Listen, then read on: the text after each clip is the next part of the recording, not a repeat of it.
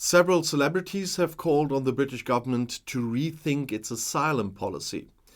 Actor Brian Cox, you might know him from Succession, former professional footballer Gary Lineker, and actress Sophie Okonedo from Death on the Nile were among the supporters of a corresponding open letter, as the PA news agency reported on Monday night.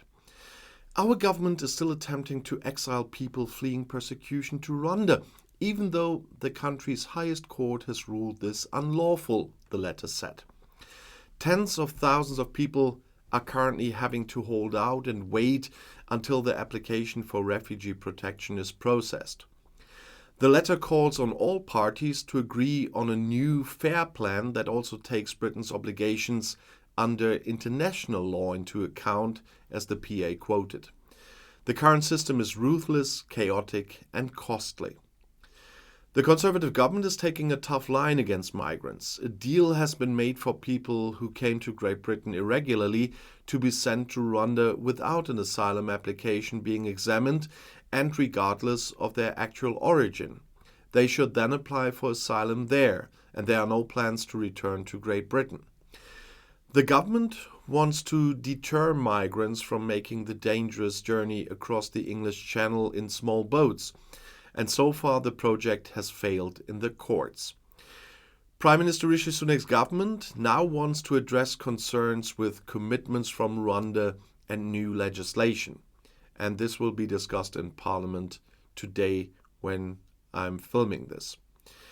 British Prime Minister Rishi Sunak continues to face headwinds from within his own party ahead of this crucial vote on his migration policy.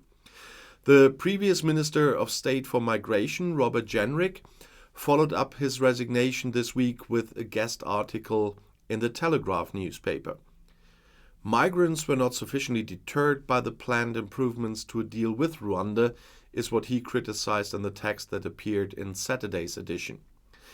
The Conservative British government wants to send people, as I said, who come to Great Britain irregularly to Rwanda without examining their asylum applications and regardless of their origin. And they should stay then in Rwanda for the whole time, so no Britain for them. And the Conservative government wants to deter migrants from making the journey across the English Channel in that way. And the courts have a big say in this one, because the judges had complained that Rwanda does not have a robust asylum procedure that protects people from being deported back to their countries of origin. The British government now wants to address these concerns through commitments from Rwanda and the new legislation, and the House of Commons is scheduled to have its second reading today when I'm filming this on a law declaring Rwanda a safe third country. Parts of a British human rights law are to be declared inapplicable. And Sunak is now under pressure to get his Conservative Party behind him.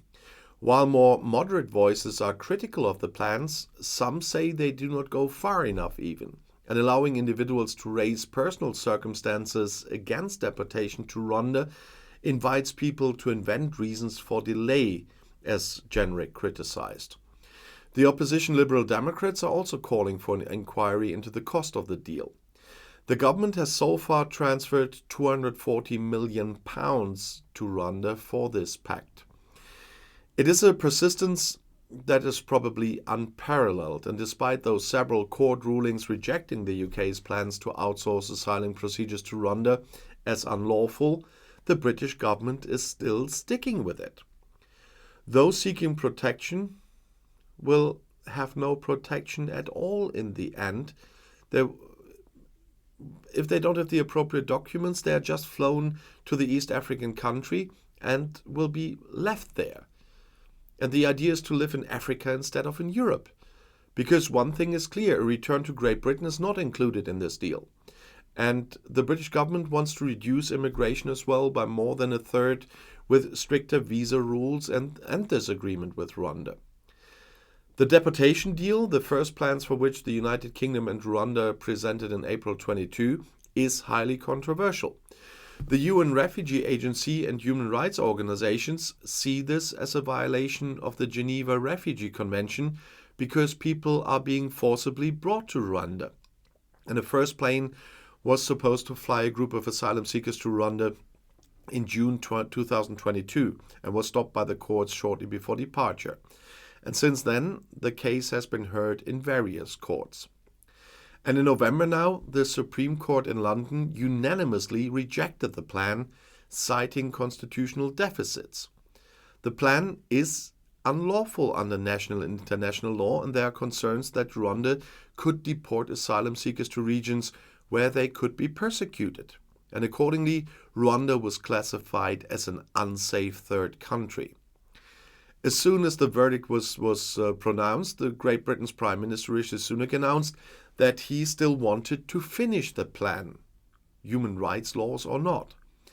A statement that in turn prompted Rwanda's Foreign Minister Vincent Biruta to emphasize that Rwanda would not take part in human rights abuses.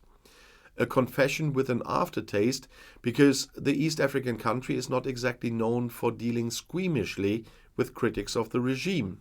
And yet, the threatened withdrawal of the African contracting partner did not improve the already tense political climate in London. Shortly afterwards, Great Britain's Minister of State for Immigration, that was Robert Jenrick, resigned. And the reason was the British government's approach is not tough enough.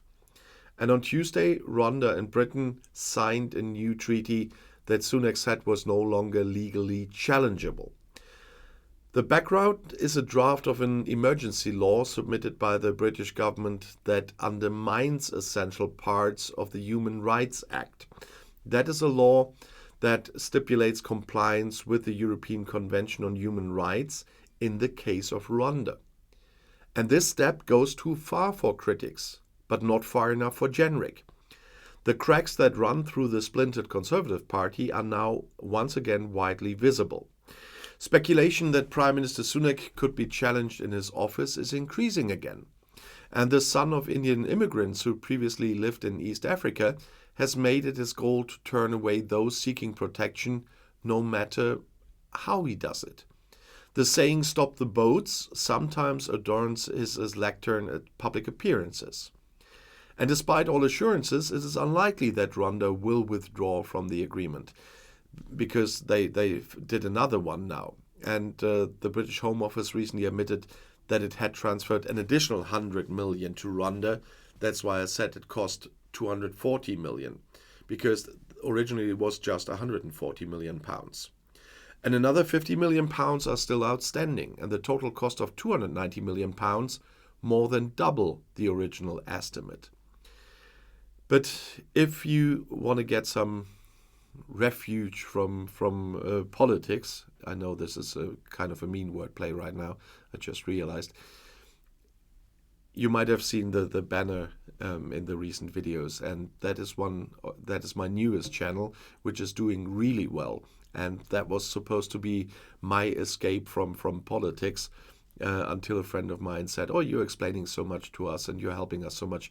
Why not do videos? You're doing videos anyway." And so I did. And it's more than 200 videos already, and it's running quite successfully for just 6 months. It's already more than 1,000 subscribers and so on. So if you like Star Trek and ever thought about online games, have a look at that one on my channel. And if you still want to see something about politics right now, the next video is right here in the end screen. I'll see you there. I'll be back.